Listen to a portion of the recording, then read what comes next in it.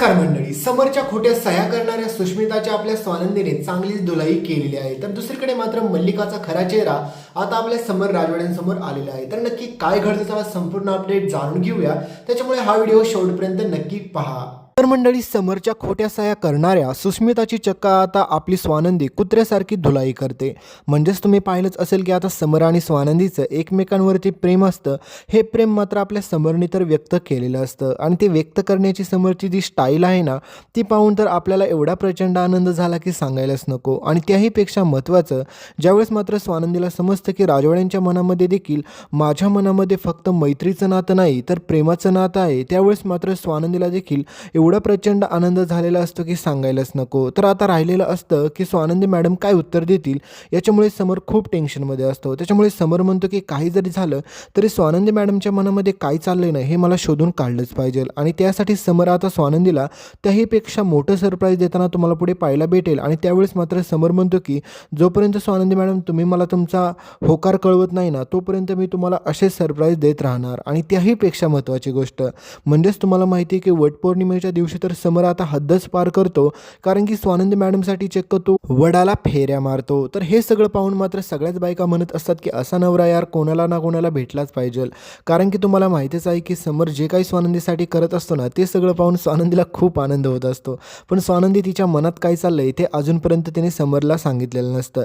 तर पुढे ह्याच मोक्यावरती तुम्हाला पाहायला भेटेल की आता समर राजवाड्यांना चक्क आपली स्वानंदी तिचा होकार कळवते. आणि एकीकडे मात्र मित्रांनो, कारण की समर आणि स्वानंदीला बिचाऱ्या ह्या दोघांना पण माहीत नसेल की त्यांच्या पाठीमागे त्यांच्याच घरातील लोकांनी काय कांड चालवलेलं आहे.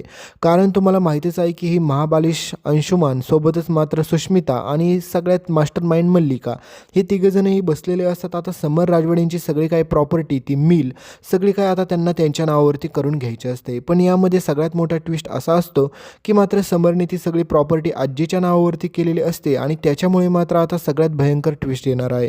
दुसरीकडे मात्र मल्लिका म्हणते की काही जरी झालं तरी मात्र ती सगळी प्रॉपर्टी माझ्या नावावरती कशी होईल याच्याकडे तिचं पूर्ण लक्ष असतं. त्यासाठी मात्र ते आता समरच्या खोट्या सह्या करायचं ठरवतात. आणि ही महाबालिश सुष्मिता चक्क आजपर्यंत तिने खूप लोकांच्या खोट्या सह्या केलेल्या असतात आणि ती अजूनपर्यंत तिची चोरी सापडलेली नसते. त्याच्यामुळे ती चक्क समर राजवाड्यांची खोटी सही करते. पण ती समर राजवाड्यांची खोटी सही करताना तिने खूप चुका केलेल्या असतात. म्हणजेच तिने खूप साऱ्या कागदांवरती त्या सह्या केलेल्या असतात आणि ती कागद फाडून त्याच रूममध्ये टाकलेली असतात. दुसरीकडे स्वानंदीला असं वाटत असतं की राजवाड्यांचं माझ्यावरती प्रेम आहे, त्याच्यामुळे स्वानंदीला वाटते की आयुष्यात त्याने सगळ्या गोष्टी जिंकल्या आणि ती खूप खुश झालेली असते. पण मात्र स्वानंदीच्या मनामध्ये थोडा पण विचार नसतो की तिचीच बहीण पाठीमागे जाऊन तिच्याच मागे खंजीर खुपसणार आहे. कारण की तुम्हाला माहितीच आहे की आता स्वानंदीने बिचाऱ्या कधी पण विचार केला नसेल की तिची स्वतःची बहीण असं काय कार्य करेल म्हणून. तर दुसरीकडे समर राजवाडे आता ऑफिसमध्ये गेल्याच्या नंतर समरला एक गोष्टीचा डाऊट येतो, तो म्हणजे अकाउंटमधील पैशांचा. कारण की आनंद समरला सांगतो की समर, खूप साऱ्या अकाउंटमध्ये घोटाळा दाखवत आहे, नेमकं काय प्रॉब्लेम झाला आहे, तू एवढा पैसा कशावरती खर्च करतोय. तर हे सगळं ऐकल्याच्या नंतर समर म्हणतो की अरे आनंद, तुला काही वेळ लागले का, मी कशाला पैसा खर्च करेन, मी कुठेच पैसा खर्च करत नाही. आणि ज्यावेळेस मात्र आता समर हा बघतो की अकाउंटमधून खूप सारे पैसे गायब झालेले आहेत, म्हणजेच खूप मोठे मोठे ट्रान्झॅक्शन झालेले आहेत. आणि समर म्हणतो की मी तर एकही ट्रान्झॅक्शन केलं नाही आणि तुला तर माहिती आहे मी सगळं ट्रान्झॅक्शन करताना तुला तर आधी माहितीच असतं ना, कारण की तुझ्याकडेच सगळे मी चेक देतो. मग हे असं झालं कसं काय, माझ्या सहीशिवाय हे पैसे कसं कोण ट्रान्सफर करू शकतं. म्हणजेच मित्रांनो, हा सगळा मास्टर माइंड प्लॅनिंग कोणी केलेला असतो माहिती आहे का. कारण की एकीकडे मल्लिका, दुसरीकडे अंशुमान आणि तिसरीकडे ती महाबालिश सुष्मिता. कारण की त्या तिघांनी मिळून हा सगळा प्रकार चालवलेला असतो. आणि सुष्मिताला वाटत असतं की ती सगळे वैभव, पैसा, प्रॉपर्टी सगळं भेटल्याच्या नंतर मात्र तिचं आयुष्य खूप सुरळीत होईल. पण तुम्हाला माहितीच आहे की अंशुमानने स्वानंदीला चॅलेंज केलेलं असतं की पुढच्या 6 महिन्यात तुझा आणि समर दादाचा नाही डिवोर्स जर मी करून दिला तर नावाचा मी अंशुमान नाही. तर दुसरीकडे स्वानंदीने पण चॅलेंज दिलेलं असतं की पुढच्या 6 महिन्यात तुझं आणि सुष्मिताचं नाही मी पर्दाफाश सगळ्या जगासमोर केला तर मी पण आता नावाची स्वानंदी नाही. म्हणजेच कहाणीमध्ये आता सगळ्यात मोठा ट्विस्ट इथूनच येणार आहे. कारण मित्रांनो, तुम्हाला माहितीच आहे की समर स्वानंदीच्या आयुष्यामध्ये आत्तापर्यंत खूप सारी संकट आली आणि त्या दोघांचं नातं याच्या अगोदर जरी एवढं भक्कम नसेल तर आता एवढं भक्कम झालेलं असतं की सांगायलाच नको. कारण की त्या दोघांचं नातं फक्त आता मैत्रीचं नाही तर कोणत्या व्यवहाराचं पण नसतं, तर आता त्यांचं नवरा बायकोचं खरं भक्कम नातं बनलेलं असतं. त्याच्यामुळे आता समर म्हणतो की काही जरी झालं तरी स्वानंदी मॅडमच्या आयुष्यामध्ये कोणतंही संकट मी येऊन देणार नाही, त्यांना कधीच मी दुःखी होऊन देणार नाही. त्याच्यामुळे समरने अंशुमनने स्वानंदीसाठी खूप सारे सरप्राईज दिले, तुम्ही पाहिलं असेल. आणि हे सगळं पाहून स्वानंदीला पण खूप सारा प्रचंड आनंद झालेला असतो. पण आता ह्या मल्लिकाच्या डोक्यामध्ये वेगळाच प्लॅन शिजत असतो. तुम्हाला माहितीच आहे की सगळ्यात अगोदर ती तर समोरच्या खोट्या सह्या करून ती सगळी प्रॉपर्टी आता स्वतःच्या नावावरती दाखवते आणि ती सगळे डॉक्युमेंट्स ते आता परत त्याच कपाटामध्ये तिजोरीमध्ये नेऊन ठेवते. कारण मित्रांनो एकच असतं की त्यांच्याकडे एक फ्रॉड वकील पण असतो, हे तुम्ही पुढे पाहचाल.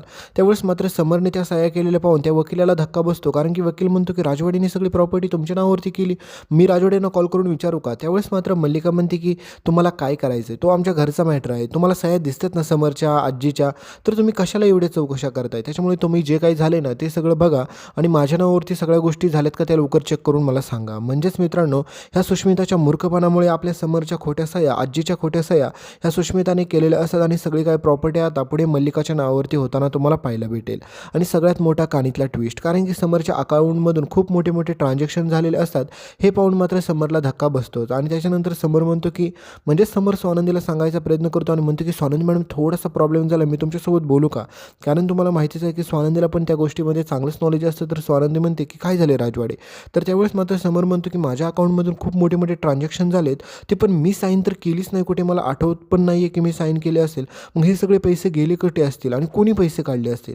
तर दुसरीकडे मात्र स्वानंदी म्हणते की अंशुमान, मल्लिका काकू यांच्यापैकी कोणी? तर समर म्हणतो की माझ्या सहीशिवाय ते पैसे काढू शकत नाही, त्याच्यामुळे हे पॉसिबल नाही. तर समर चक्क आता ज्यावेळेस मात्र आपल्या बँकेमध्ये जाऊन स्टेटमेंट चेक करतो, सगळ्या गोष्टी चेक करतो, त्यावेळेस मात्र त्याच्या लक्षात येतं की त्याच्या बनावट सह्या कोणीतरी केल्यात आणि ते सगळं पैसे ट्रान्सफर करून घेतलेले आहेत.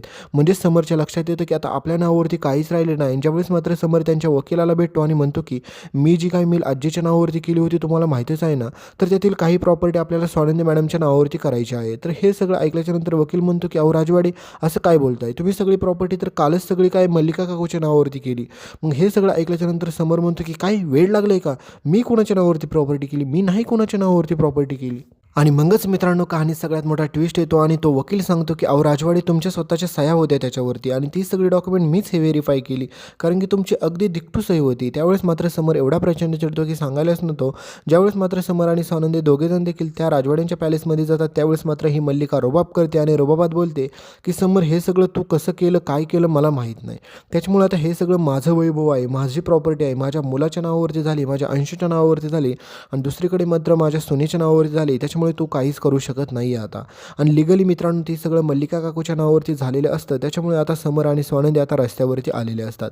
पण मित्रांनो कहाणीत सगळ्यात मोठा पुढा ट्विस्ट असाही येताना तुम्हाला पाहायला भेटेल की स्वानंदी आता सर्वांसमोर ह्या सुष्मिताचं थोबाड फोडते. फक्त थोबाडच नाही फोडत तर तिला धमकी पण देते. कारण की तुम्हाला माहितीच आहे की स्वानंदीने आता ठरवलेलं असतं की हिला मी माझी बहीण मानते म्हणून ही माझा खूप गैरफायदा घ्यायला लागली, हिला हिची खरी लायकी दाखवलीच पाहिजे. तर मित्रांनो पुढे ही मल्लिका सुष्मिताच्या नालायकपणामुळे स्वतःच्या हातामध्ये ती सगळी राजवाड्यांची प्रॉपर्टी घेताना पाहायला भेटेल तुम्हाला.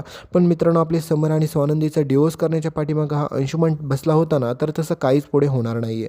पण हे सगळं प्रॉपर्टी वैभव आता अंशुमन आणि मल्लिकाच्या हातामध्ये गेलेलं असतं. पण आपली स्वानंदी त्यांच्या विरोधात सगळे पुरावे गोळा करून त्या सगळ्यांना आता त्याच घराच्या बाहेर धक्के मारून काढताना तुम्हाला पाहायला भेटेल. म्हणजे हा सगळा ट्विस्ट तुम्हाला पुढे पाहायला भेटणार आहे. त्याच्यामुळे इथपर्यंत व्हिडिओ पाहिला असेल तर व्हिडिओ लाईक करा, चॅनलला सबस्क्राईब करा आणि मित्रांनो उद्यापासून तुमच्यासाठी खूप मोठं सरप्राईज आहे, ते पाहायला विसरू तर अजिबात नका. धन्यवाद.